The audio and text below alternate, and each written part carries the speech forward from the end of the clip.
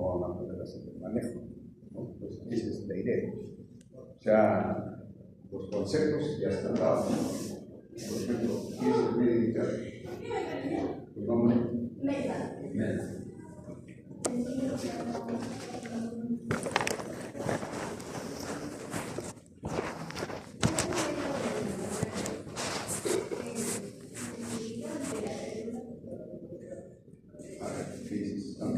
Los espacios corporales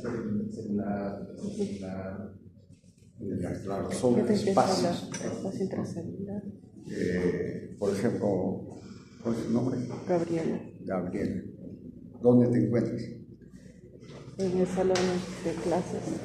En el salón. D303. ¿Qué número? D303. Esto es un espacio, ¿no? Es parte de toda la universidad. El campus. Toda la universidad. Sí. Entonces, por eso es importante precisar, ¿no? O sea, ¿qué es el medio interno? ¿No? Entonces, todo lo que conocemos, ¿no? Todo lo que conocemos en medicina prácticamente son aportes de muchos médicos que lo han hecho a través de su investigación, su observación a través de la historia, ¿no?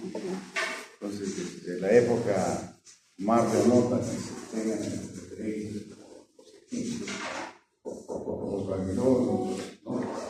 Y desde que empieza ya la etapa de los griegos, como el padre de la medicina, ¿no? ¿Quién es el padre de la medicina?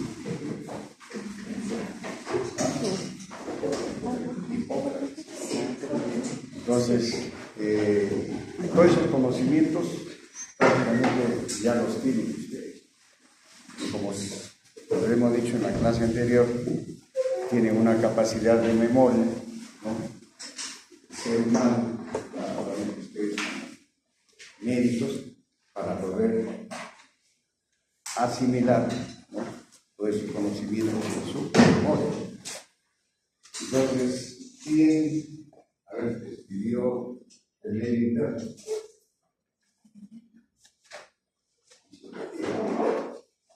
¿Quién sabe?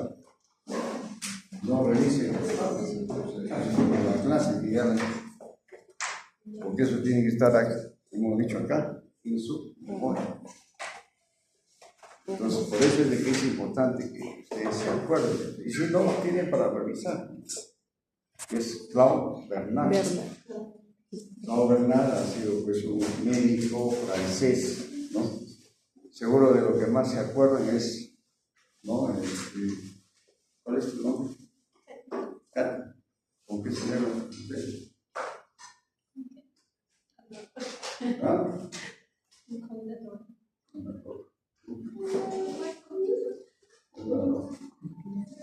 ¿Con qué celebran su cumpleaños? ¿Con qué celebran un evento? Ángel, ¿con qué celebran un evento? ¿Con qué se celebra? ¿Con qué celebran? Nada más, no digo con qué se celebra. Ahí me han dicho con una torta. ¿Con qué celebran? ¿Ah? Con mis amigos. Una vez. Con trago. ¿Qué trago? Tequila. Tequila.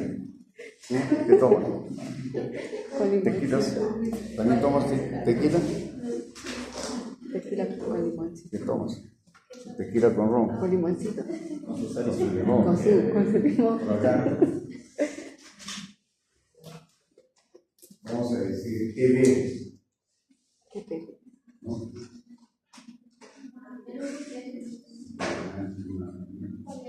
¿Ah? Parece que no están atentos. O yo estoy preguntando esto porque vamos a poner ya el nombre. Vinos, marca de vinos. Malbec. ¿Ah? Malbec. Malbec, bueno. ¿Qué más? Borgoña. ¿La más común? Borgoña. Mira, yo le estoy haciendo lluvia de ideas. lo que se llama. ¿Por qué? ¿Dónde queda el cuerpo?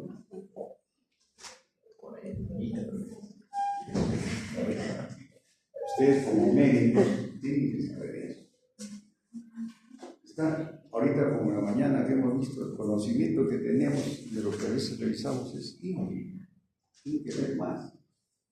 Ustedes como médicos tienen que ver no solamente medicina, tienen que conocer mucha historia, tienen que conocer mucho arte, no todas las artes que hay de conocimiento humano. Por eso que antes los médicos eran una élite. En cambio ahora los médicos, ¿dónde están?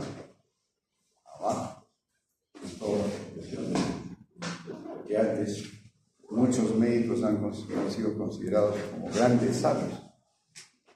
Uno de esos grandes sabios ha sido el padre de la histología en la parte neurológica. Eso sí lo han estudiado. A ver, ¿no? Cierra de la clase. No le vamos a preguntar cosas que quedan. A ver, ¿quién ha sido el padre que ha estudiado todo el sistema nervioso? Y ha sido tan igual como nosotros, ¿eh? Ramón y Cajal, ¿no? El que descubrió la neurona. De lo que hemos hablado es que ya, miren, todos han recibido la clase, ¿no? Y seguro que ¿cuántas neuronas tienen? Una nomás. Como Chuchi 10, una nomás tiene, ¿no? Bueno, Claude Bernard ha sido uno de los grandes fisiólogos, ¿no?, de la medicina. ¿Dónde nació? En Borgoña. ¿Y por qué habrá nacido ahí? ¿Dónde naciste, Miguel? En Huancayo, Rodón, en el Hospital Carrión. Carlos. Entonces, Borgoña, la uva Borgoña, ¿no?, está, digamos, las plantaciones de uva Borgoña es prácticamente una ciudad, está en Francia. Por eso los mejores vinos, ¿no?, por la uva que vino acá es de Borgoña. Y Claude Bernard ha sido agricultor, sus padres han sido agricultores. Y tan igual como ustedes, empezó a estudiar medicina, ¿no?, de mayor edad. Claude Bernard creo que terminó a los 30 años, 31 años, o sea, medicina. Entonces, tal vez ustedes terminarán a los 45 años, o incluso más tiempo, ¿no?, dependiendo de eso ya de los años de especialización. Entonces, todo eso es la historia. Todo eso está en su biografía de Claude Bernard. Claude Bernard es el que determinó y que dijo qué es el medio interno. El medio interno, por eso nos están preguntando, es el medio, es el espacio donde se producen todos los intercambios, ¿no?, químicos que existen a nivel del agua. Por favor, ¿cuál es tu nombre? Alexandra. Cierra tu nombre. Sí, es que estoy viendo las diapositivas, doctor. No, está bien. Cierra. Porque si no, yo estoy hablando, tú estás viendo eso, y eso no es lo recomendable, porque las diapositivas lo puedes ver después. Yo no voy a pasar, sobre todo ya en la clase anterior hemos hecho así, ¿no?, sino vamos a conversar, ¿no?, pero para que entiendan. Pero la clase, la teoría, lo van a tener ustedes hasta en los libros, en revistas. Lo que queremos es que entiendan. ¿Y por qué ahora en cirugía estamos revisando, o vamos a revisar, medio interno? Pues lo que queremos es que Claude Bernard, que no se olvide, ¿no?, es el que estudió y el que determinó que es el medio interno. Ya le estamos diciendo, es el medio en el cual existe todo el intercambio de todo lo que necesita una célula, ¿no? Ustedes ahora, ¿qué vamos a hacer? Vamos a estar en ayuno, ¿no?, pero está bien. ¿Por qué está vivo? Porque su organismo, sus células, se van a compensar. Eso es lo que vamos a referir en la parte del medio interno. ¿Por qué? Porque si no tiene las células, ¿con qué funcionan? Con energía. Con energía. Es igual un carro, ¿no? ¿Con qué funciona? Con gasolina. Si no hay gasolina, no funciona. Por eso es lo que tienen que entender. O sea, y para que haya energía, ¿de dónde sale la energía? De la mitocondria. O de la célula. Glucosa. Claro. Glucosa. Por eso necesitamos glucosa, que se va a convertir en energía ¿dónde? En la mitocondria. Muy bien, ¿ya ves? Eso es lo que queremos que ustedes se acuerden. Sí. Entonces, porque después, ahí viene también el shock, vamos a ver la parte del shock séptico. Si no hay glucosa, ¿no? Entonces la célula muere. Hay una apoptosis.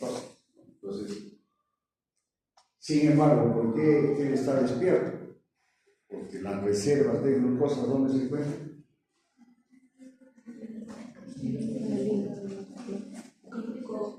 ¿Dónde?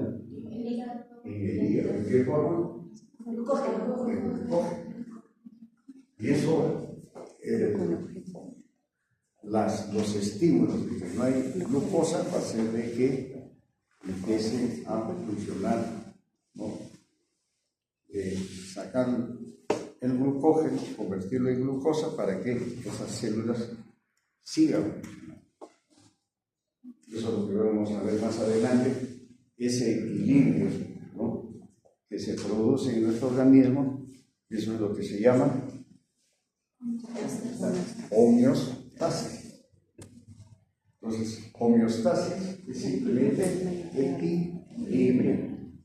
Y si hablamos ya nosotros en medicina, de que si nuestro organismo está en equilibrio, como lo están ahora ustedes, ¿no?, eso quiere decir que están sanos. En cambio, si ese equilibrio se pierde, ¿no?, se altera, ¿no?, por X causas, entonces se va a producir ¿qué? ¿Qué se va a producir? Así de simple. Entonces ustedes tienen que saber la fisiología de todo nuestro organismo y obviamente tienen que saber las enfermedades, ¿no?, que van a alterar, ¿no?, ese equilibrio. Pero gracias a qué? Al estudio de fisiología que dejó Laura Bernal del medio interno. Entonces ahí viene ya el concepto de lo que hemos estado hablando al inicio, los compartimentos o espacios. Si la célula, que estudian ustedes en histología, es la unidad básica, ¿no?, de todos los tejidos y órganos, ¿no?, entonces la célula como tal es un espacio, ¿no?, es igual como este salón que hemos estado comentando. Entonces la célula, ¿no?, a ver, parte de la célula.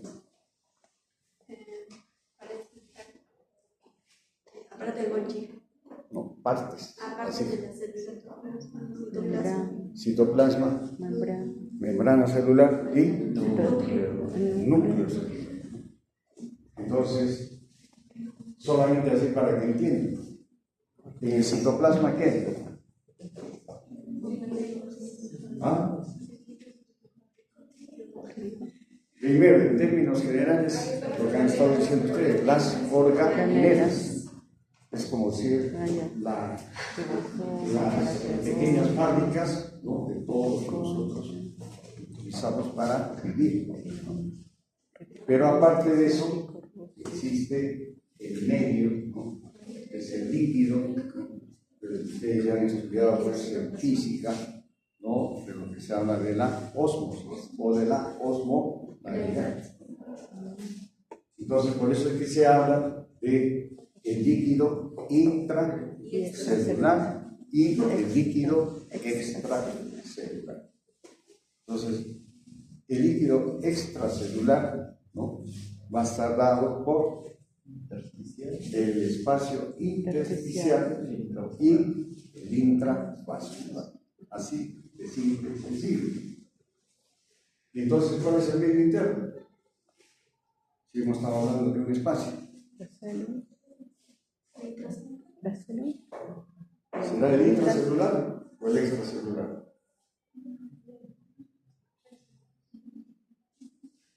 Para que haya equilibrio. El líquido extracelular. O sea, el espacio intersticial, el espacio intravascular. ¿Por qué es importante el espacio intravascular?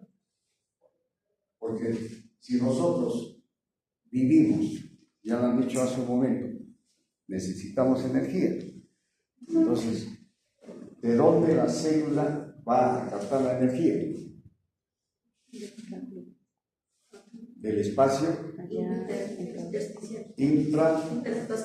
intravascular. ¿Por qué? Porque en la sangre va a estar la glucosa. Por eso es de que si alguien no ha almorzado, ¿cuál es su nombre? Renzo. Renzo, así como Renzo, entonces baja los niveles de glucosa, pero en nuestro organismo, ustedes ya lo han estudiado, esa hipoglicemia va a estimular, ¿no?, ya hemos dicho, para que haya uso de glucógeno, de tal forma de que ingrese glucosa a la sangre para que pueda pasar a las células. Y ahora, si hablamos de fisiopatología, eso va a ser a través de la presión intravascular, ¿no? Entonces, eso para que vean un solo elemento. ¿En qué vivimos además? ¿Qué necesitamos para vivir? Oxígeno. Si ustedes no tienen oxígeno, ahora no valoran, a pesar de que ha pasado la pandemia, ¿cuándo han valorado, no, del oxígeno? Después de la pandemia. Un balón de oxígeno ha llegado a costar hasta 10.000 soles. Imagínense, así como ahora yo estaba escuchando en el noticiero, ¿no?, que ha subido el pago de la luz. ¿Qué pasaría si es que nos cobraría, ¿no?, el oxígeno? Los maléficos, ¿no? Pueden en el futuro de repente cobrarnos el oxígeno. Pero nosotros no valoramos. ¿Por qué? Porque el oxígeno está ¿dónde? En el aire. Es gratis, ¿no? Entonces, pero necesitamos nosotros para vivir. ¿Por qué? Porque el oxígeno, ¿no?, junto con la glucosa en la célula, ¿no?, va a generar energía, ¿no?, ¿en qué organela? En la mitocondria. O sea, la mitocondria es la central termoeléctrica de nuestro organismo. Entonces, ¿para qué? Para que todas las células, ¿no?, de todo el organismo funcionen en conjunto. Entonces, para que vean, miren, oxígeno y glucosa, ¿no?, se necesitan para que nosotros podamos vivir. Pero no solamente eso, nos hemos preguntado, la célula, ¿no?, ¿qué partes son de la célula, como he dicho? La membrana que está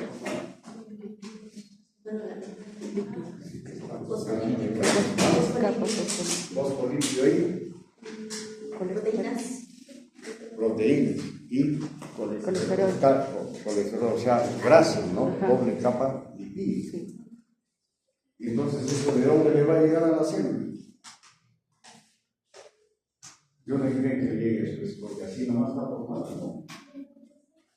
Eso es parte de lo que nosotros ingerimos nuestros alimentos. ¿Qué te gusta comer? ¿Qué te hubiera gustado comer? Un bistec, ¿no? Carne, ¿no? ¿Y la carne qué tiene? Proteínas. Nosotros, ya ustedes habrán estudiado eso, las necesidades, ¿no?, de la cantidad de proteínas que necesitamos. O sea, si nosotros hablaríamos de eso, daríamos otra clase. Yo solamente les estoy dando referencia de algunos elementos, ¿no?, como las proteínas, que son parte de nuestra alimentación, igual que los carbohidratos. ¿Por qué? Porque nuestras membranas están formadas de carbohidratos, ¿no?, de glucosa y de lípidos. Entonces, y eso se va renovando constantemente. Y eso tiene que llegar, ¿no?, a través de la sangre. ¿A dónde? Al medio interno, para que puedan pasar a las células. O sea, de esa manera, ¿no?, la célula se mantiene en equilibrio, o sea, en homeostasis. De igual forma pasan con los carbohidratos y con los lípidos. ¿Qué hay, no?, aparte de eso, otros elementos en la célula? Estamos hablando de elementos o sustancias, ¿no?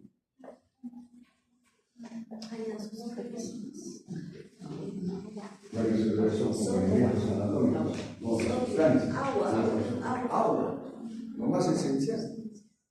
Agua. ¿Cuánto de agua tenemos en nuestro organismo?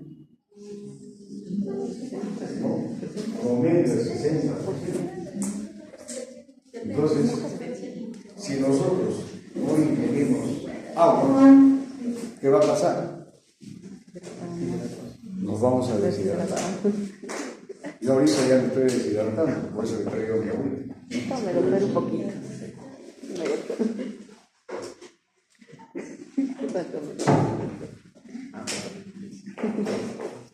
Porque si no tenemos agua, entonces por eso vienen los conceptos.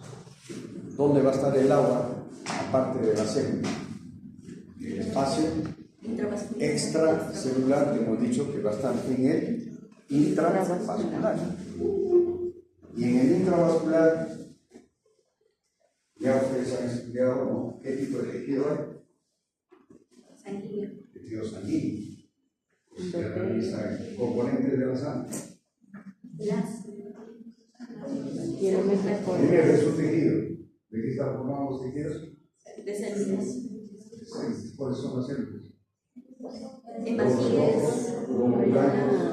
Plaquetas. Y plasma. ¿Y qué otra parte más? Plasma. ¿Cuál es el componente principal del plasma? Agua. Por eso es de que cuando hay un sangrado, cuando se pierde sangre, ¿no?, entonces, ¿qué vamos a perder? Elementos pobres, ¿no?, y agua. Ahora, si nosotros volvemos a revisar un poco, ¿por qué se mantiene el equilibrio, ¿no?, el intravascular, ¿no?, o sea, como parte del medio interno, ¿no?, porque hay una presión osmótica, ¿no?, está dada por las proteínas de la sangre que están en el suelo, ¿no? Entonces, gracias a esa presión osmótica, ¿no?, y a la membrana del capilar, vamos a hablar ya de cosas pequeñas de histología que han estudiado ustedes, ¿no? Capilar también tiene su membrana, igual que el célula. Entonces, todo eso se mantiene en equilibrio y a una determinada presión. Si el corazón falla, no hay presión hidrostática, entonces por lo tanto el agua, que es lo más esencial, no va a pasar al espacio intersticial y menos a las células. Por eso se va a producir, ¿no?, un problema de hipotensión, que es parte, ¿no?, de lo que ya se va a ver en la parte del shock. Y eso para que entiendan todo lo que estamos hablando a partir de qué, del medio interno. Otros elementos más en la sangre.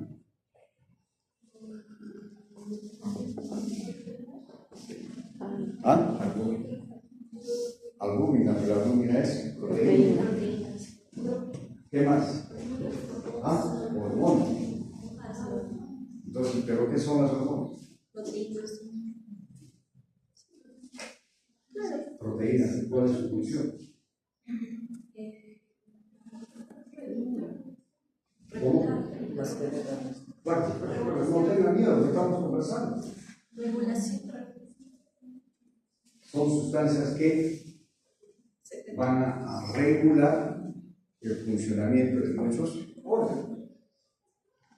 O sea, ahora ustedes que están leyendo mucho de inteligencia artificial, el mejor equipo, la mejor máquina que funciona con su propia inteligencia artificial, a pesar de que tenemos nuestros cerebros, es el cuerpo humano. Ustedes ya ahora habrán leído de que siempre a veces comparamos como máquina perfecta a los carros. Ahora ya hay carros eléctricos, ¿no? O sea, estamos hablando de la energía, ¿no? Porque la energía que utilizaban antes o hasta ahora, bueno, es a través de la gasolina, del petróleo, ¿no? Pero ahora hay carros eléctricos. Y en el futuro habrán carros atómicos, de repente, y utilizarán energía atómica. ¿Ah? Con hidrógeno. Ya también hay el hidrógeno. Bueno, entonces, eso para que vean que la inteligencia artificial, ¿no?, está avanzando, porque todas las máquinas ahora, ustedes tienen ahora una microondas, quiero calentar mi comida, programan, calentar, cuánto tiempo, esa es inteligencia. Pero el organismo, para que se mantenga en homeostasis, ¿no? Mire, estamos tocando casi todos los temas que están ahí. Para que el organismo regule lo que no ha comido, acá, ¿no?, su glucosa, para que funcione la utilización del glucógeno, eso, ¿quién lo detecta? Nuestros sensores biológicos, lo vamos a llamar así.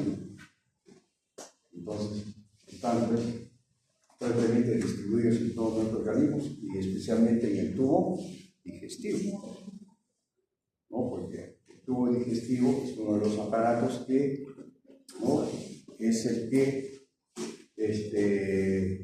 hace que se absorban todos los alimentos o nutrientes que nosotros ingerimos: agua, carbohidratos, proteínas, ¿no?, vitaminas, ¿no? Inclusive lo que les está faltando son los electrolitos. Por eso es de que cuando fallan estos, por ejemplo, los electrolitos en muchas enfermedades, ¿no?, ¿cómo lo van a determinar que está fallando o que falta? A través de qué examen. O sea, todas las cosas que se utilizan en medicina no están hechas o no se han establecido porque así alguien se les ha ocurrido, sino que simplemente estamos evaluando, ¿no?, todo lo que es, ¿no?, las alteraciones, ¿no?, de la homeostasis. Nos quedaremos acá hablando horas y horas, ¿no?, para hablar de todos estos temas, pero les estoy dando todas para que ustedes entiendan cómo funciona eso. Entonces ya tenemos todos los elementos, agua. Por lo tanto, nosotros debemos saber cuánto de agua necesitamos. ¿Cuánto de agua necesitamos? Eso sí ya lo deben saber. 2 litros. 2 litros. 30, 40, 50 mililitros por kilo. Y eso es lo que tienen que aprender. Por eso ya está. Obviamente, ¿por qué se calcula por el kilo de peso? Porque no es lo mismo calcular la cantidad de agua de un niño, ¿no?, con la cantidad de agua de un adulto que de repente es obeso, ¿no? Entonces, por eso la importancia de que todo lo que nosotros tenemos y está escrito están basados en unidades, ¿no? nuestros mililitros, ¿no? Y los electrolitos pasados en qué están. ¿Dónde también medida los electrolitos? Entonces, esos datos ustedes ya lo tienen que revisar. Yo no les voy a decir todo, en algunas láminas están, pero ustedes lo tienen que saber. La idea es, ¿por qué tienen que saber? Porque si nosotros, por decir, detectamos que alguien está deshidratado, ¿no? Ya si vemos las causas de deshidratación, de repente, cuando van a dar examen, como ya dieron examen, ¿no? De repente a algunos les ha dado diarrea, ¿no? Entonces han perdido líquido, ¿no? Entonces, tienen que compensar eso. La forma como compensa nuestro organismo es eso, por nuestro sensor. ¿Qué hace nuestro sensor en el cerebro? El sensor del centro de la sed empieza a funcionar, ¿no? Uno tiene sed, por lo tanto hay que tomar agua, ¿sabes?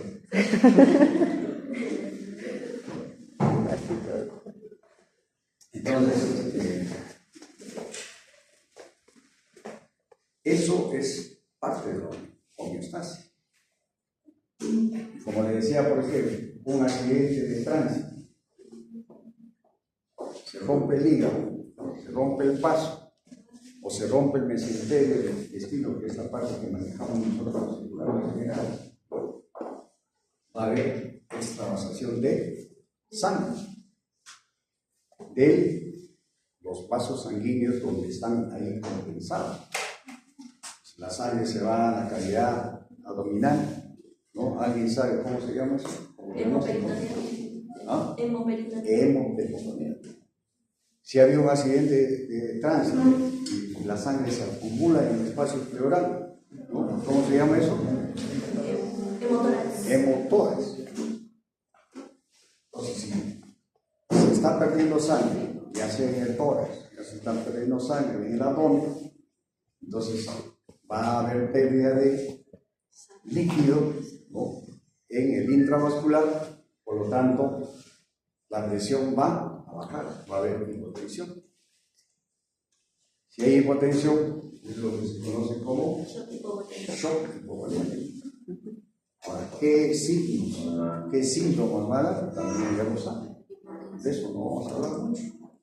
Ustedes, ¿cómo se van a dar cuenta que está sangrando? Está con hambre. ¿Ah? ¿Cuál es el nombre? Karen. ¿Cómo te das cuenta que el paciente está sangrando? Una hipotensión. ¿Ah? ¿Qué más? Por ejemplo, ahorita que estás con hipotensión, estás pálida, blanca. El paciente llega a la emergencia, ¿no? Como con mi grupo todavía no hemos ido a la emergencia. Accidente de tránsito, ya paran sus anteritas. Pues si hay accidente de tránsito, a ver, estamos hablando de los accidentes de tránsito, tenemos peritoneo ya. Entonces, ¿cómo llegan los pacientes a la emergencia? Si hay hemoperitoneo, como ya he dicho, o hemotórax. Si ha sangrado 2 litros, por ejemplo. ¿Ah? El sensor, pero eso es por el shock. Entonces, ¿qué tiene que hacer? Al momento que llega parar la hemorragia, pero si hay hemotórax, hay Reposición de líquido. reposición, ¿no? Reposición, eso es lo que se llama resucitación. El paciente está pálido, el paciente está frío, está, ¿no?, sin lleno capilar. Al verlo nada más ya está pálido, no necesita ni tomarle la presión ni el pulso. El pulso debe estar acelerado, ¿no?, piriforme. Hay signos típicos que tienen ustedes. Entonces, Eso ya nos está indicando que hay falla del medio interno, hay shock hipovolémico, por lo tanto estamos haciendo el diagnóstico, ¿no?, de que puede tener un hemotórax, más aún si el paciente está con dificultad respiratoria, podemos sospechar de él hemotórax. Si el paciente está de repente cianótico, ¿por qué? Porque no hay, o sea, perfusión de oxígeno, ¿no? Entonces, por eso lo que tenemos que hacer, miren, todo lo que estamos revisando en el medio interno se aplica en la clínica. Por eso la importancia que debe entender los datos de la cantidad, así como nos estaba preguntando, todos están en los libros. Entonces, les van a preguntar, a ver si está, cuáles son los valores de los electrolitos en sangre. Ahí está. ¿Por qué? Porque cuando hagan un AGA, ¿no?, tienen que ver si, aunque en el AGA también ya sale, hasta con su flechito, está abajo el potasio, entonces ya no necesitan, ¿no? Esa es la tecnología de ahora. Entonces, ¿qué es lo que tienen que saber? Manejar eso. Entonces, ¿por qué todo esto que estamos revisando es aplicable a la cirugía? Una de ellas, lo que estamos hablando ahorita, de los traumatismos, ¿no? Entonces, hay un traumatismo abdominal, hay un traumatismo torácico, hay un traumatismo craneal. ¿Son cuántos aparatos, ¿no?, están mencionados? Más de 2 a 3 aparatos. Y ahí vienen ya los diagnósticos. Entonces, si hay compromiso de la vida, entonces eso es un politraumatizado. Por lo tanto, en el politraumatizado hay compromiso de shock, ¿no?, hipovolémico, en la cual el paciente necesita, o sea, reponer ese líquido ¿para qué? Para mejorar su presión y no haga un paro cardíaco. Si se hace un paro cardíaco, el paciente muere, ¿no? O a veces le llega a la emergencia, como pasa en muchos casos graves, y si llega a la emergencia, llega muy grave, y si ustedes no actúan rápido, se les va a morir en la emergencia. Y esos que están en un hospital general. Si están en un centro de salud, como sean médicos ya graduados, van a estar solos. Ahí no va a haber laboratorio, no va a haber rayos X, no va a haber resonancia magnética, pues tienen que actuar basado en su clínica y basado en lo que estamos hablando acá. Ese es el concepto. Bueno, entonces, medio interno, por eso es importante entender, porque al final de cuentas solamente manejamos todas las sustancias que estamos hablando ahora. De preferencia, agua, electrolitos, oxígeno y glucosa. La glucosa es importante, ¿no? En la mañana hemos visto ese paciente diabético, ¿no?, con una lesión en el muslo, ¿no?, con un aumento de volumen del muslo, o sea, con edema, ¿no?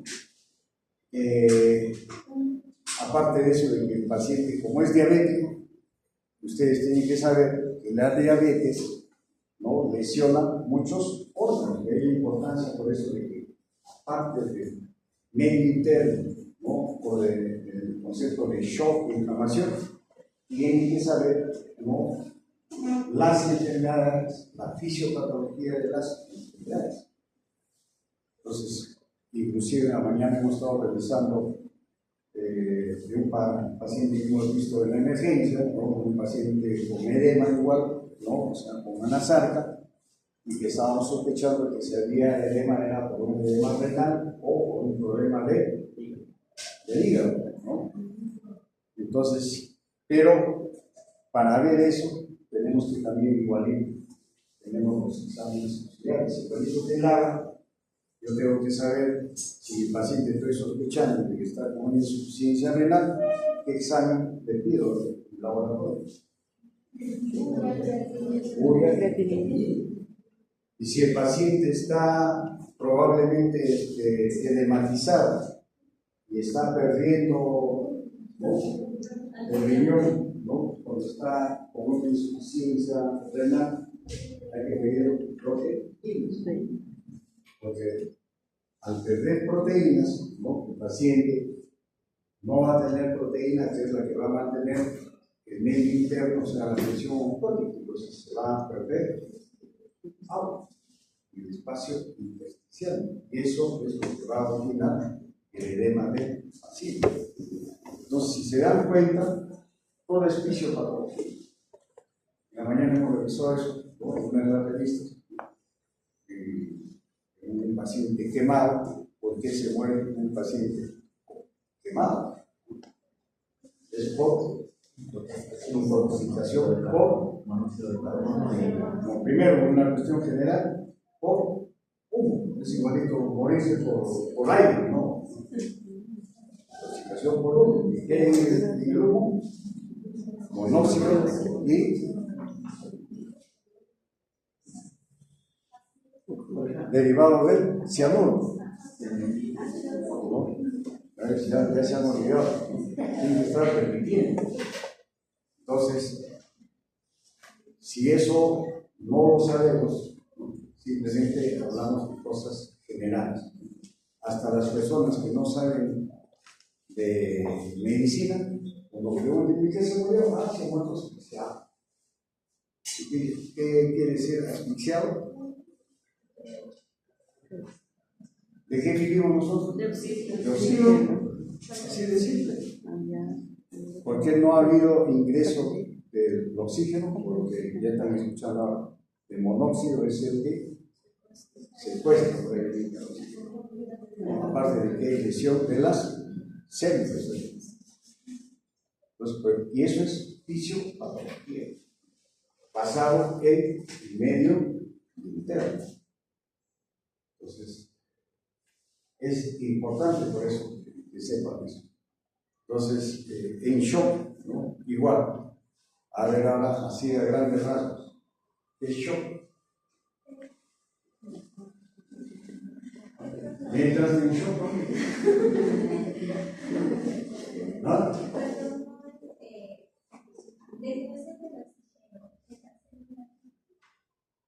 Es shock, pues. Cuando hay un desequilibrio en el medio interno, no está así correcto. Por ejemplo, ahorita tu medio interno está en shock, porque no has almorzado. ¿Qué pasaría si ahorita hay un temblor? ¿Ah? ¿Se quedan acá? No, no No, corriendo. entran en shock y automáticamente salen todos corriendo.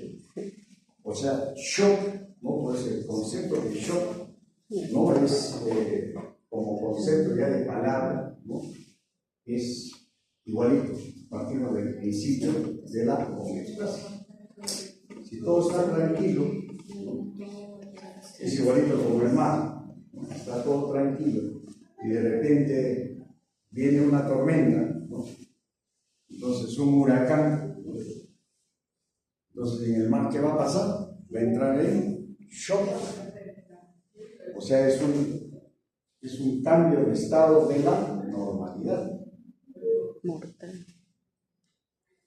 Seguimos contigo, pues, ¿no? ¿Ah? Menos, ¿no? Le dejó de enamorar. Entra en shock. Y encima todavía se fue con la amiga. Entras en shock, ¿no? Convulsiona. Entonces, ese shock, o sea, es un cambio de estado, ¿no?, debido a un efecto, a una causa. En medicina, si nosotros hablamos de shock, ¿de qué vivimos nosotros, hemos dicho? Oxígeno. ¿No? Y si no le llega oxígeno, ¿no?, a las células, porque ha habido un sangrado, ha bajado, ¿no?, el volumen sanguíneo, entonces baja la presión, ¿no?, y eso origina un estado de shock. Entonces, técnicamente shock es una hipoperfusión, no solamente de oxígeno, sino de todos los elementos que hay en la sangre. Por eso es de que, ya si ustedes revisan un poco todo lo que han estudiado, ¿no? Hay shock hipovolémico, ¿no? Hay cardiogénico, hay shock neurológico, hay shock anafiláctico, hay shock séptico, ¿no? Podría haber shock de todo tipo, no solamente eso. Inclusive, así como ahora les estamos diciendo, si hay un terremoto en estos momentos, van a entrar ustedes en shock. Y recordando, como hemos estado recordando con el grupo anterior, ¿no? A propósito de uno de los expresidentes que ya falleció, ¿no? ¿Quién es? Fujimori. Fujimori, ¿no? ¿Cuántos años tiene? ¿Cuántos años? Se murió por cáncer. 21. Cáncer de lengua. Después del 2000, ¿no? Sí. Todos ustedes son después del 2000. Son la generación, ¿cómo se llama? Z, ¿Ah? Z. Del año 2000. Z. Z. Guanis. Z somos ¿Ah? Zetas. En el año 90, ¿no? En el año, eso pregúntenle a sus papás, ¿no? En el año 90, pregúntenle a sus papás, ¿no? Cuando sube a la presidencia Fujimori, como consecuencia de otro gobierno, que ya también lo dijeron, real, se produjo en ese tiempo la peor inflación, ¿no? Que hubo en nuestro país. Entonces, de eso hay imágenes. Nosotros, como nos pagaban en el hospital, teníamos que ir con un costal para cargar toda nuestra plata. Menos mal que eso después ya desapareció porque se podía, empezaron a salir las raciones. Pero antes no, tenían que pagar en efectivo. Y entonces, para recoger nuestro sueldo, tenían que llevar un costal. Mira toda la conversión que hubo en esa época. Por eso es de que Fujimori, como estaba mucha devaluación, ¿no? Por el antecedente de Alto, el gobierno de Alto, convirtió, ¿no?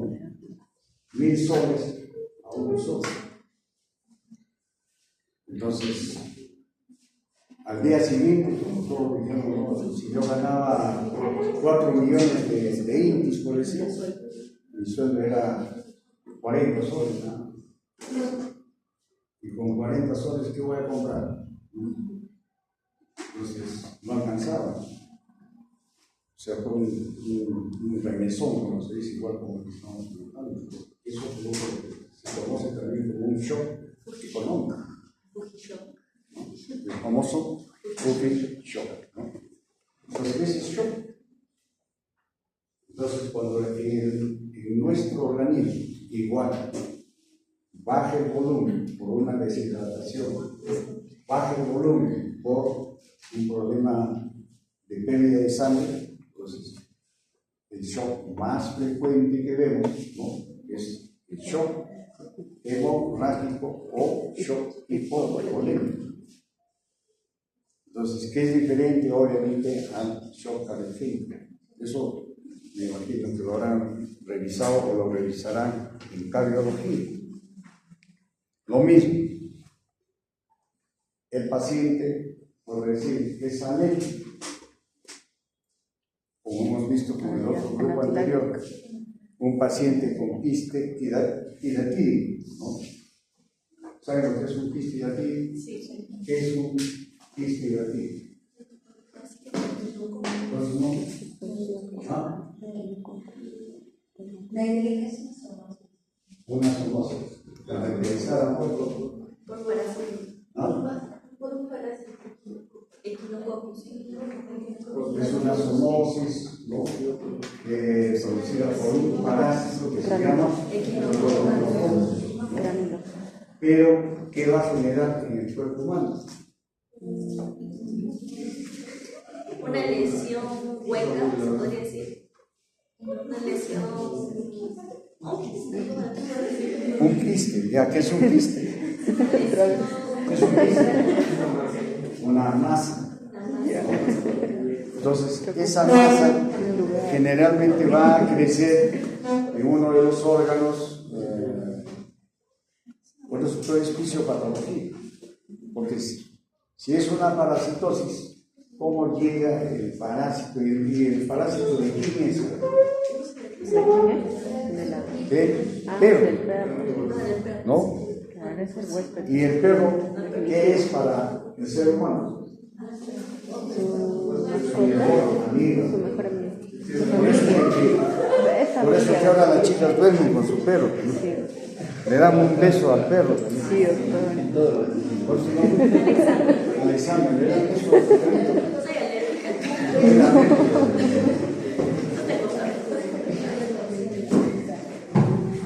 alérgica. Entonces, esta parasitosis que es del perro, indirectamente se va a desarrollar en el ser humano o en otros animales como vienen a ser el ganado vacuno o ovino. El escole, ¿no?, de este parásito ingresa por vía oral. Por eso es de que, como el perrito es muy consentido, ¿no?, le dan un lenguazo, ¿no?, la boca, le da un beso, ¿no?, y por ahí pasa, ¿no?, todos los huevos, ¿no?, del epinococos. Pasa por vía digestiva, y de lo que estamos hablando del medio interno, pasa a la membrana, ¿no?, de la célula del enterocito, va a pasar a la submucosa que viene a ser el medio interno.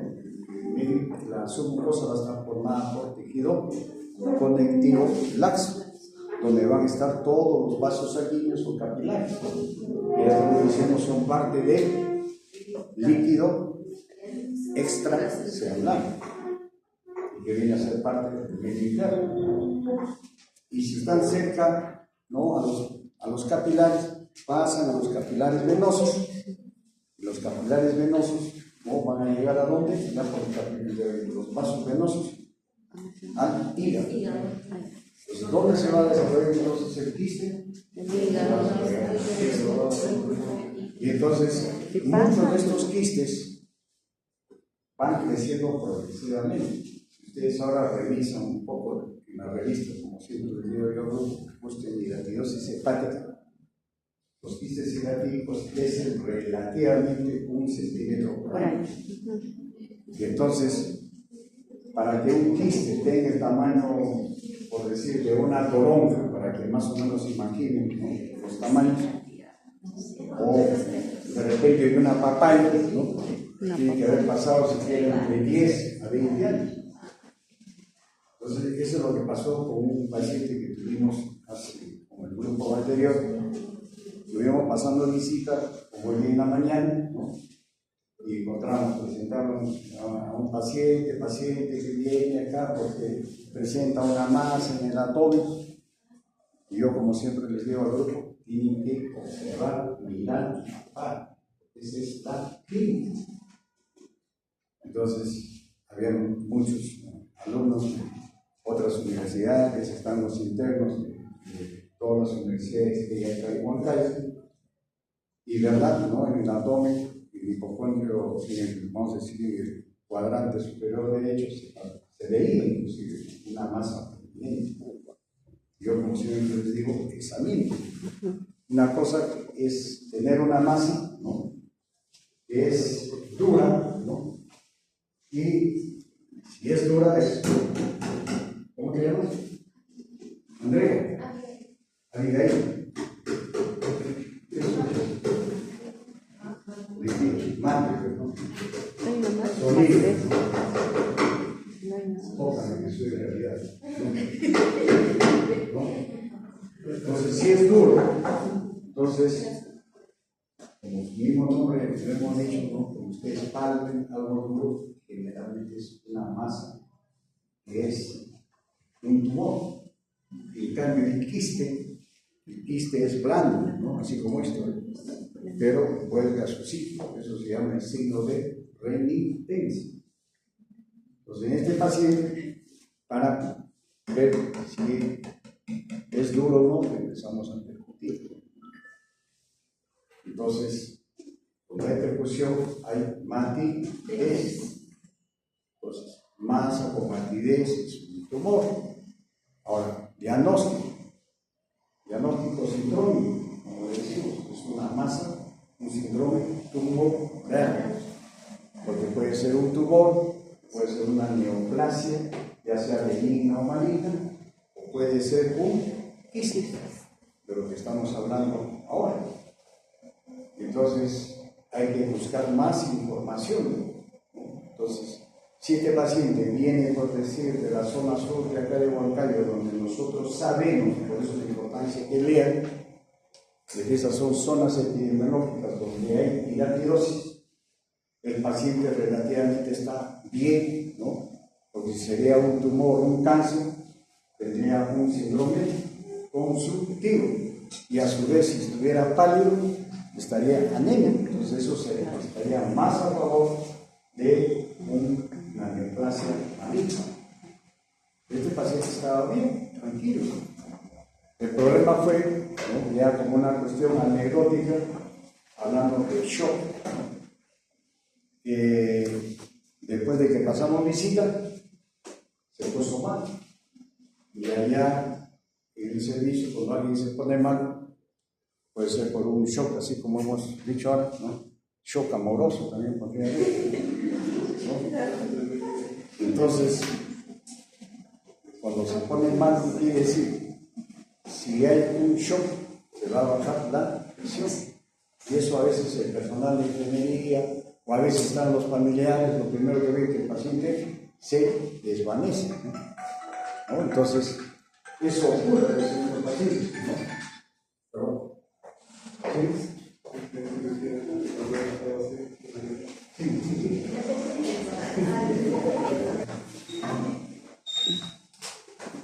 se le bajó la presión, hubo hipotensión, obviamente empieza a tener taquicardia y todas esas cosas, y relativamente, bueno, no se veía la masa. Entonces, pero ya en la visita, ya cuando presentan, presentan con una masa tumoral, que hayan hecho una tomografía, la tomografía ya te dan el diagnóstico, ¿no? Entonces era un quiste. Si es un quiste y se pone mal el paciente, ¿qué uno sospecha? Que se ha roto el quiste. Complicado. Y el quiste parasitario, cuando se rompe, cuando no está en contacto, ¿no?, tiene sus antígenos. Y los antígenos van a originar un shock anafiláctico. Y eso ocurre a veces en este tipo de pacientes. Y me dijo que es alérgica al perro, ¿no? Entonces puede haber un shock anafiláctico, ¿no?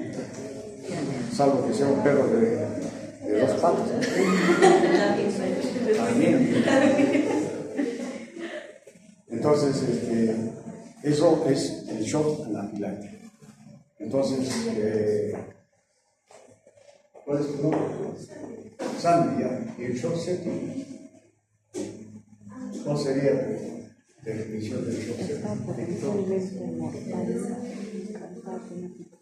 A ver, escucha acá a tu compañera más fuerte. ¿Ah? No, en el shock séptico mi pregunta es, ¿cuál sería el factor que origina el shock séptico? ¿Ah?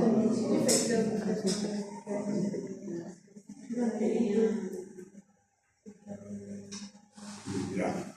En el shock anafiláctico hemos visto que son antígenos.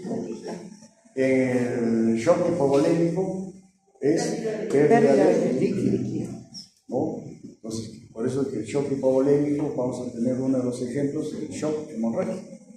En el shock séptico, ¿no?, generalmente la sepsis, ¿no?, porque ¿de dónde viene, digamos, que el paciente tenga sepsis? ¿Qué es una sepsis? ¿Ya?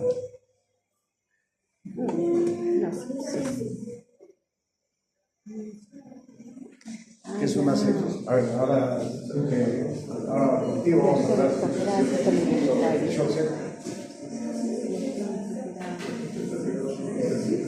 A ver, escuchen acá a su compañero.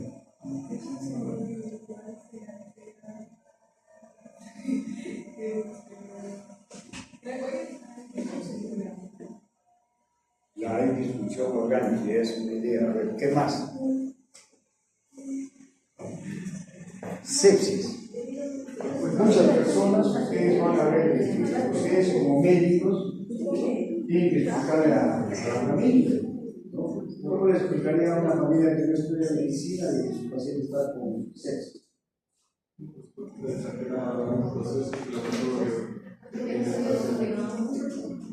Son militares. Sabe, ¿no? Pues no. Ella ha dicho que el shock séptico es una infección. Las infecciones, ¿por qué son producidas? ¿Ah? Por un patógeno, como qué? Bacterias, Bacterias, virus, parásitos, hongos, ¿no? O sea, son, en términos finales, bueno, que patógenos. Como decimos patógenos, la misma palabra que decimos van a generar una enfermedad. ¿Pero qué son? Son seres vivos. Las bacterias, ahora mismo el COVID. ¿Cuántos muertos había por el COVID? Y ahora, ¿por qué se habrán muerto? Se han muerto pues por si han tenido familiares, qué sé yo. Y eso es lo que pasaba con los infeccionistas. Cuando mucha gente decía, no, que por favor, rogaban que pasen al paciente a la UCI, para la idea de la mayoría de nosotros o las personas comunes y corrientes, decir, no, tiene que salvarse a la UCI, ahí lo van a salvar. Pero los intensivistas pasan ahora, esa es la razón por la cual mucha gente a veces no entendían eso, porque decían, no lo quiere pasar al paciente a la UCI. Entonces, alguien por acá habló de falla multiorgánica. La sepsis, ¿no? La sepsis que va a ser generada por los patógenos, en este caso que son virus, bacterias, y nosotros en cirugía, por eso estamos hablando, ¿no? ¿Con qué médico estás llevando, Sandra? Con el doctor Col, o sea, en salud. ¿Y a qué pacientes has visto en la hospitalización que produzcan sepsis?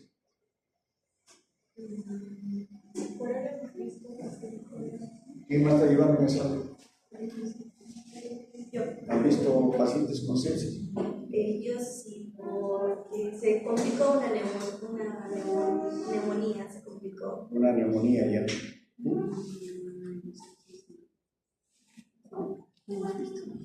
¿No han visto? no. Se complicó. ¿También en salud? ¿También han visto? No han visto pacientes con sepsis.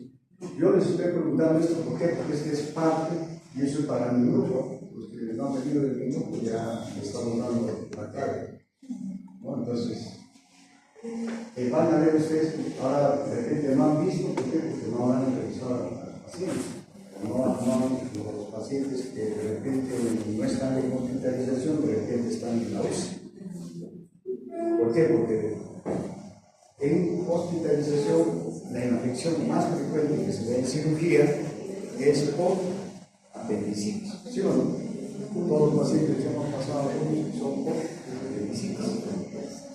Y la apendicitis complicada, ¿no?, va a generar una de las complicaciones, como eso hemos dicho acá al grupo que estudia, ¿no?, la troma pedicular, las complicaciones, va a producir peritonitis. Muchos de los pacientes que tienen apendicitis llegan al hospital con peritonitis. Y la peritonitis, a su vez, ya viene con signos de sepsis. Ustedes ya lo han estudiado cómo se hace el diagnóstico de sepsis, ¿no? ¿Qué escala se utiliza? El SOFA, ¿no? Pues no lo vamos a revisar todo eso, sino que estamos tratando de aplicar eso a lo que van a ver ahí. Y si la sepsis se complica ya con shock séptico, ¿no?, donde ya el manejo del shock séptico, ustedes ya saben, ¿no?, que el paciente va a estar manejado a veces en una UCI, va a originar lo que hemos estado hablando al inicio, el medio interno, los diferentes aparatos y sistemas, ¿no?, como es aparato respiratorio, aparato renal, el aparato digestivo, ¿no? Con falla hepática, ¿no? O la sangre misma, ¿no? Con falla hematológica. Entonces, mire, ahí nomás ya son 4 aparatos sistemas. Si un paciente tiene esa falla, si ustedes revisan falla multiorgánica, lean sus libros o revistas, van a ver que el pronóstico de esos pacientes, ¿no? Va a ser cada vez más sombrío. A mayor falla multiorgánica, la sobrevida de estos pacientes va a ser mínima. Y eso ustedes tienen que aprender, porque eso se llama pronóstico. Ese es el pronóstico que uno da, o no le van a engañar, porque eso también acá hay muchos médicos, ¿no? Que cuando juran el juramento de Hipócrates, cuando terminan su carrera, ¿no? Juro por la plata. Entonces, engañan a los familiares y dicen, no, tu paciente lo vamos a salvar, yo lo voy a llevar a una UCI o a la UCI lo vamos a pasar. Si el paciente está con falla multiorgánica de 5 o 6 aparatos o sistemas, cualquiera que ve, como en la mañana que vimos, ¿no? Esa pacientita de 86 años que tenía un tumor, ¿no? ¿Para qué le vas a ofrecer a decirle que si tiene un tumor avanzado, ¿no? Le vas a ofrecer que se va a curar o va a vivir? Hay que darle calidad de vida, ¿no? Explicarle a la familia, y el ser humano, pues, en algún momento va a dejar de existir. Entonces, no podemos engañar a la familia y menos al paciente. Por eso es que tienen que ustedes saber los conceptos, ¿no? Que estamos ahorita revisando, porque todo eso ustedes ya lo han estudiado, están en los libros, están en las diapositivas. ¿Qué hora es? 3 y 2. No van a ver nada. Entonces, en el shock séptico van a ver eso. En la práctica, ahora cuando están en salud, revisen, ¿no? Muchos pacientes, el problema está de que a veces no se va a la UCI, porque la UCI no dejan entrar, igual como en sala de operaciones, ¿no? Entonces, muchos de estos pacientes que están con sepsis, con shock séptico, manejados en la unidad de cuidados intensivos, o sea, como dicen, algunos se mueren, otros llegan a morir, ¿no? Entonces, eso es importante, ¿por qué? Porque ahí se maneja el shock sepsis, como cualquier shock, ¿no? Entonces, eso ya lo tienen para revisar en cada uno de las diapositivas, y ustedes también lo pueden revisar en sus libros. Entonces, vamos a pasar rápidamente a los 2 últimos temas que tienen relación, porque es inflamación. Igual, hemos estado hablando de inflamación del quiste algínico, ¿no? Que es por un parásito. Hemos hablado de la sepsis producida por gérmenes, ¿no? Que van a originar la sepsis. Y esas son las causas, ¿no? En general, de lo que se produce en una inflamación. Por lo tanto, ¿qué es una inflamación?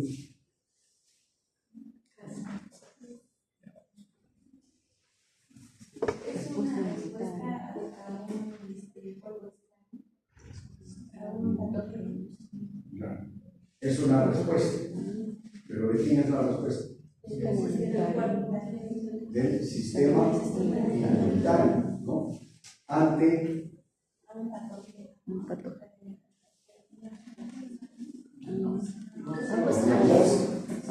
esa es la palabra más actual, o sea, hablando del shock amoroso, ¿no? De repente, o Sandy, ¿no? Sandy también, shock amoroso, o shock séptico, son la pilar. ¿Ah? Bueno, si alguien sufre un accidente, ¿no? Como hemos estado hablando en las emergencias, y también aprovecho con el otro día, creo que ya le dijimos a los que estuvieron en la clase, ¿no? Tienen que aprender a hacer sus historias clínicas. la historia clínica es recoger la parte de síntomas y signos que ven haciendo. Muchas veces nos dejamos llevar porque así les han enseñado, ¿no? Han enseñado a todos, ¿no? La información. Pero la emergencia es la emergencia, o sea, ahí tiene que ser todo rápido. Entonces, les decía, de repente hablando del show amoroso, ¿no? Tiene una emergencia porque la han golpeado, ¿no? Le han roto la nariz, ¿no? Vienen con epistas, ¿no? Y la paciente, ¿no? La paciente, vamos a decir, dice, no, he estado con mi enamorado, con mi novio, con mi esposo, qué sé yo, o con el vecino, ¿no? Y entonces ya le retiró, estuvimos en el hotel, qué sé yo, y el interno que van a hacer ustedes escriben todo. Eso no se escribe. Cuando vienen ustedes de medicina legal, en medicina nosotros tenemos que escribir lo que vemos, lo que observamos. No escriban lo que les dice el paciente. Solamente ahí es importante que fue agredida.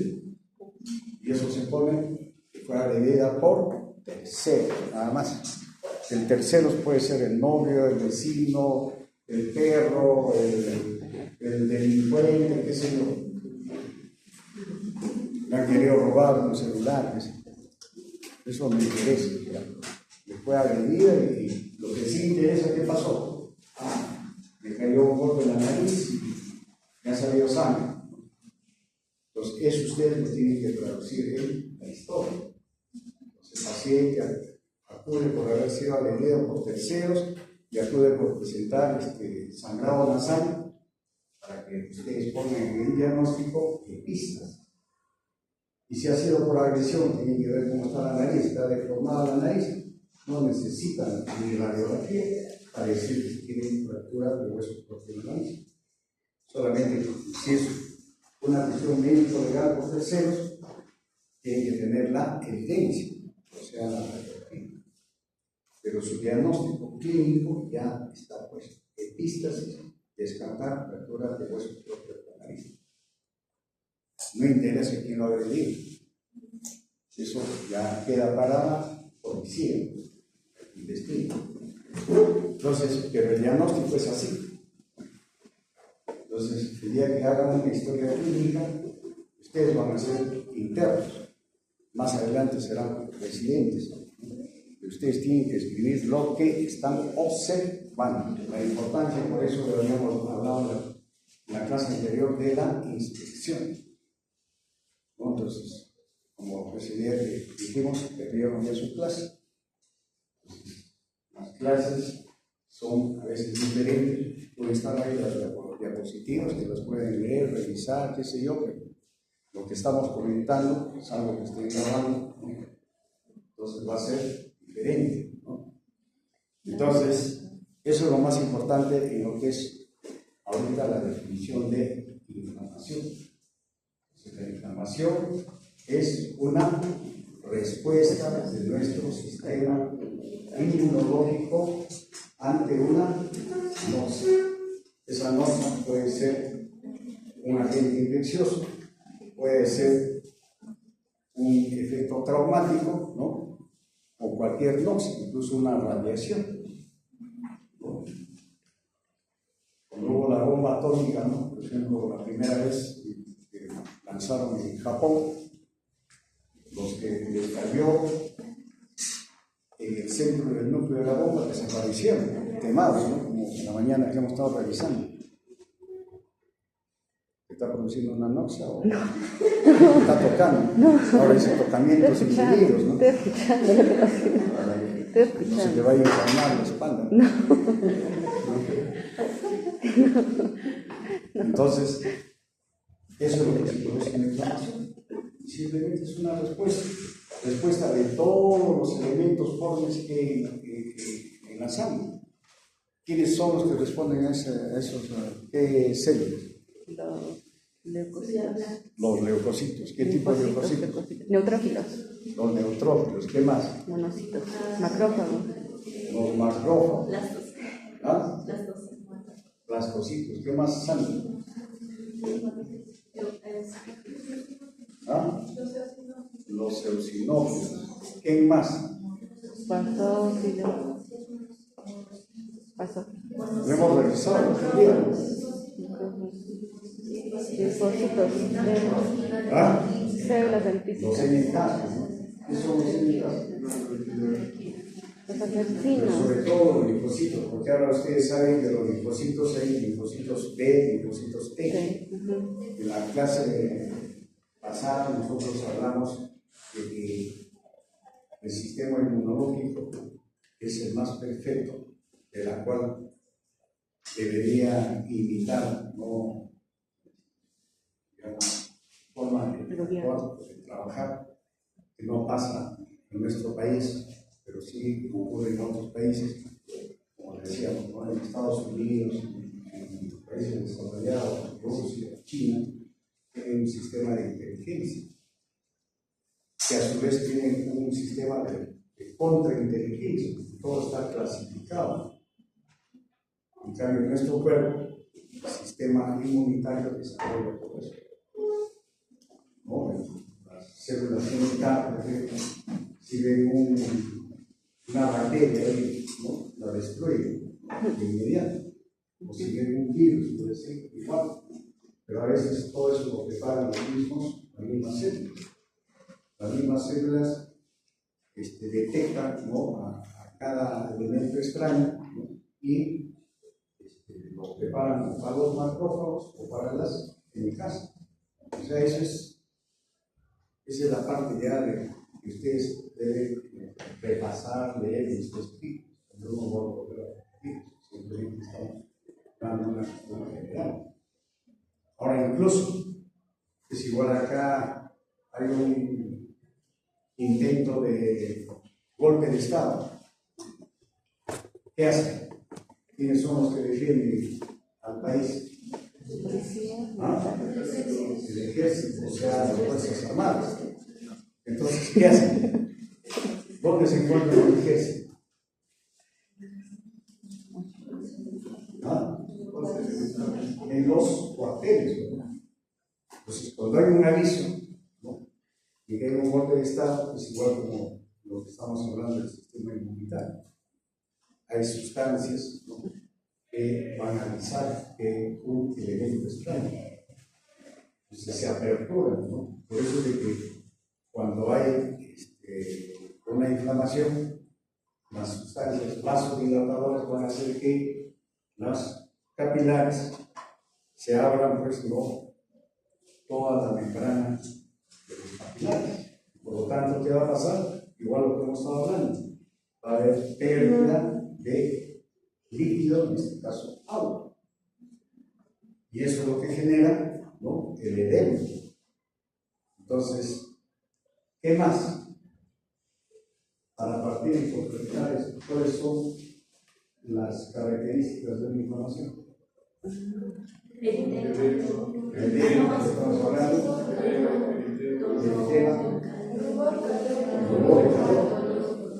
entonces, todo lo que estamos ahorita conversando, ¿no?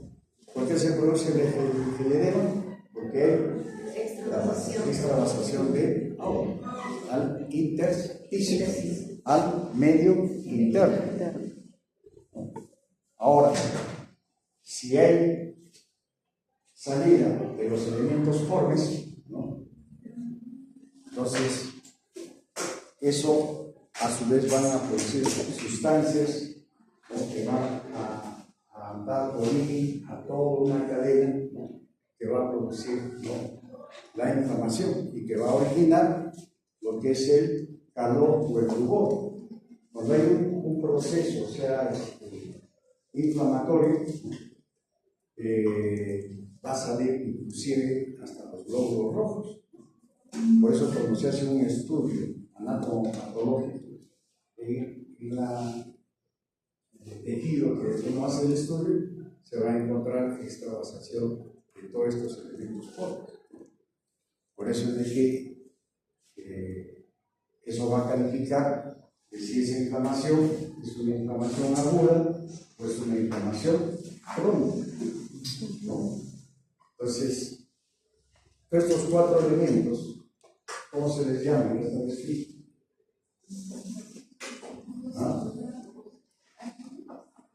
¿Ah? ¿Cuántos son? 4. ¿Cómo se dice? ¿Ah?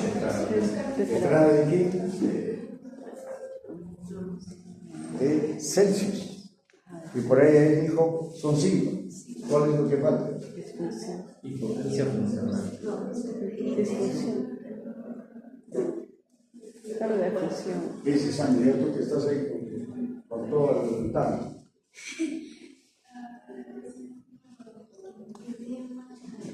¿Cuál es Pérdida el de quinto? función. ¿Ah? Pérdida de función. Claro, pérdida de la función, pero ¿de quién?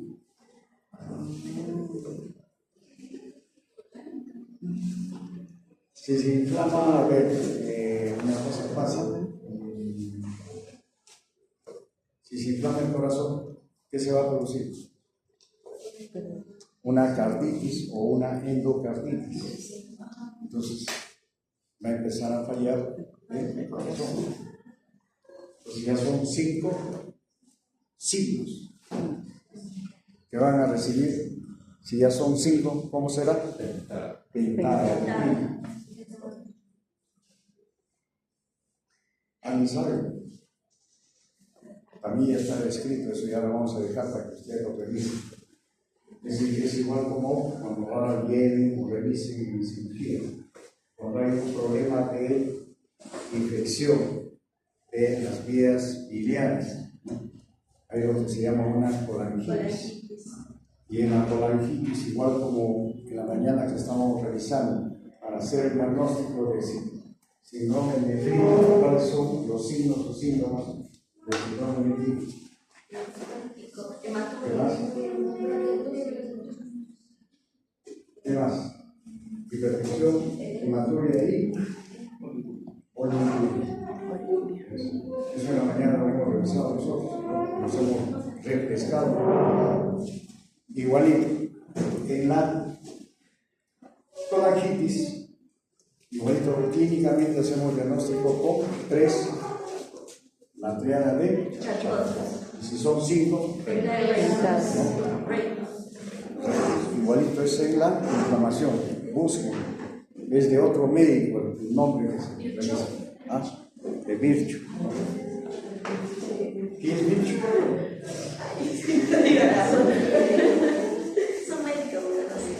¿No? ¿Por qué se deben acordar de Virchow? Hay un signo de Virchow, así como ahora en NLD, ganglio de Virchow que está acá, el ganglio cervical, pero del lado izquierdo. Por eso es que está todo escrito, en clínica todo está escrito, ¿no? Entonces, en la inflamación lo que tienen que detectar es todas las bases están descritas, ¿no? Que son parecidas a la cicatrización, ¿no? Entonces, en la cicatrización también se va a producir un proceso inflamatorio, porque sobre todo antes que nosotros hacíamos cirugía abierta, que todavía se hace, el hecho de hacer una incisión es un trauma. Es como si alguien hubiera golpeado, así como estamos hablando de compañero. Entonces, para que una vez que se haga la sutura de esa incisión y se produzca la cicatrización, igualito va a pasar primero por un proceso inflamatorio y después va a seguir por un proceso de reparación, ¿no? Basado también en qué células. Fibroblastos. Los fibroblastos. Los fibroblastos, ¿qué fibras producen?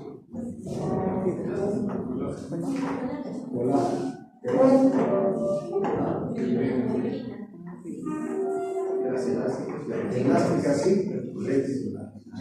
no se olviden de eso. Pero de las 3, la más importante es la de colágeno. Ahora que está de moda, ya dicen, ¿no importa el colágeno? La chica, ya no dicen tu pareja, sino tu colágeno, ¿no? ¿Sí o no? Cuidado, ahí hay un colágeno, ¿verdad? ¿No? Él ya sabía. Entonces, la reparación de la cicatrización está dada por los fibroblastos, ¿no? Pero para que el fibroblasto genere estas fibras, ¿qué necesita? Materia prima. ¿Cuál es esta materia prima? El aminoácido, ¿no? Pero que va a generar la fibra de colágeno, esta fibra de colágeno, proteína. Entonces, ahora que hay mucha propaganda en las tiendas, dicen, no compres su colágeno. ¿Cuál es el mejor colágeno? El natural. Lo mismo está diciendo la ley, churrasco, su bistec. Entonces, su gelatina de patita. ¿No? Entonces,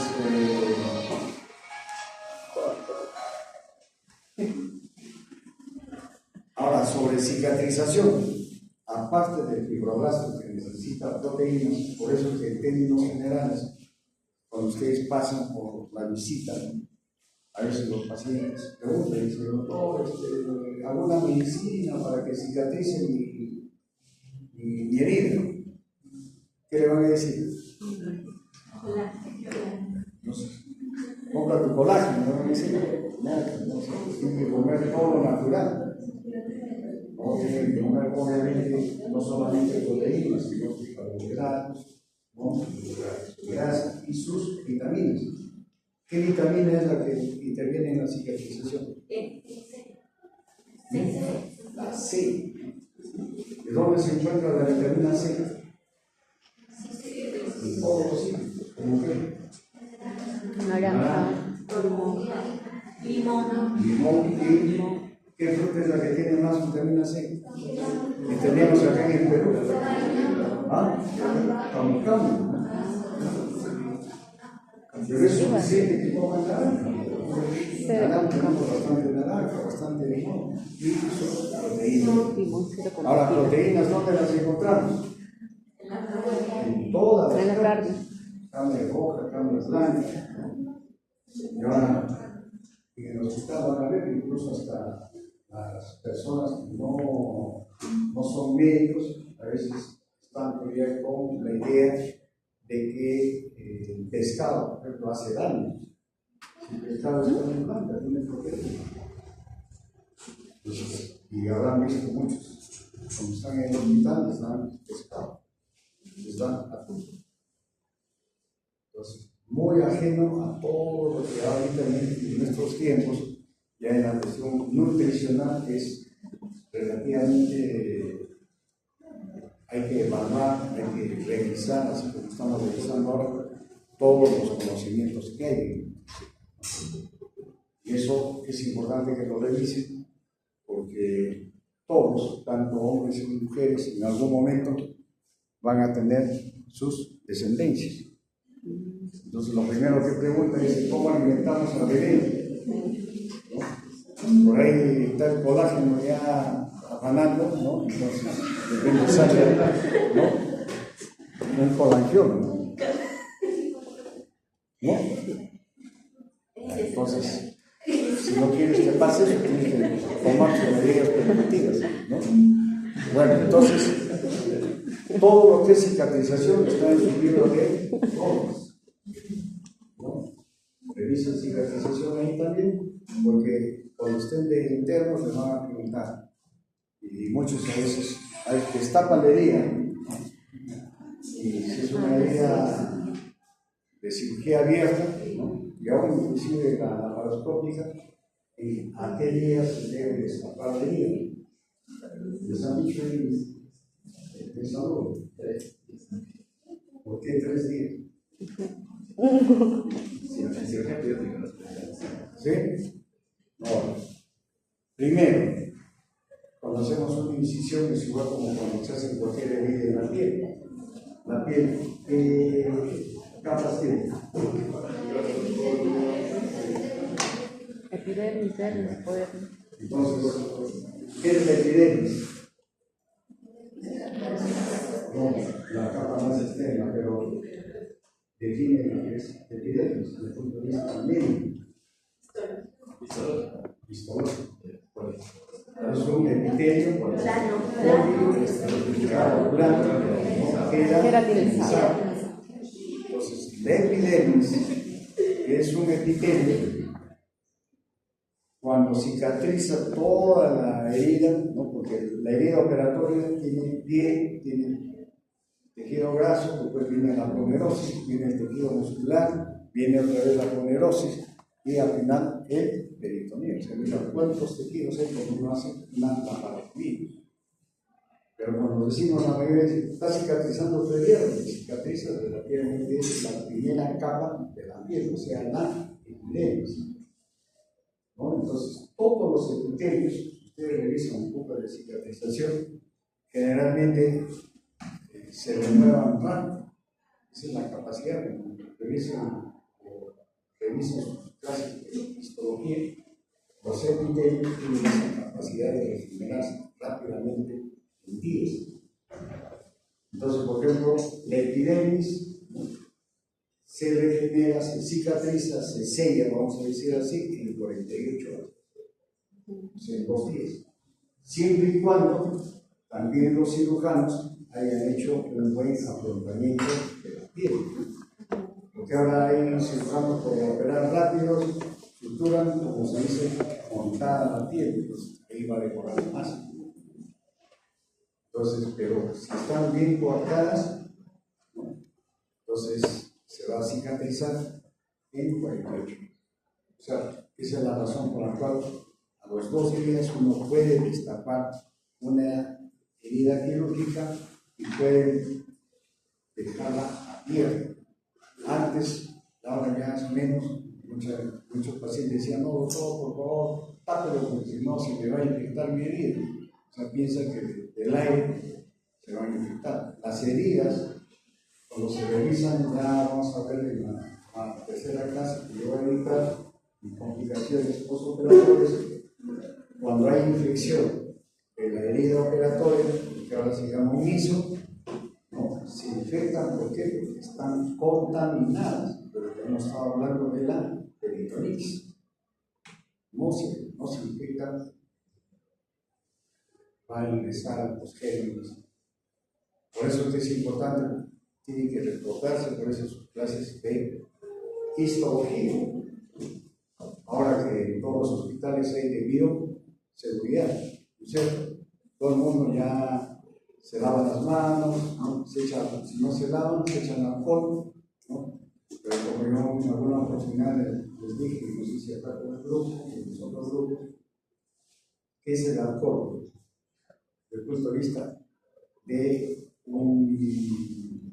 una sustancia que se utiliza en histología, ¿no?, y que obviamente ahora se utiliza como antiséptico, ¿no? Y en histología les habrán enseñado que el alcohol es un fijador, igualito que el hormón. O sea, fija el tejido ¿para qué? Para que ese tejido no se necrose, se mantenga. No sé si habrán visto ustedes la preparación de las láminas de histología, aunque ahora creo ya me han dicho que ni láminas han visto, porque todo ha sido virtual, ¿no? Sí. Entonces, antes veían en láminas, veían cómo se preparaban las láminas, iban a los laboratorios de ¿no? Entonces, igualito ha pasado con los cadáveres. Ahora creo que ya anatomía igualito han hecho en maquetas, ¿no? Y ya no han hecho en cadáveres. Todo antes eran los estudios de cadáveres. ¿Y en qué se conservaban los cadáveres? Entonces, esa es una característica, por eso estaba diciendo que el alcohol mejor es lavarse la mano. Y si no quiere lavarse la mano, como hemos dicho antes, debe llevar su guante, para que puedan enseñar. ¿Alguna pregunta? ¿Sigues con hambre?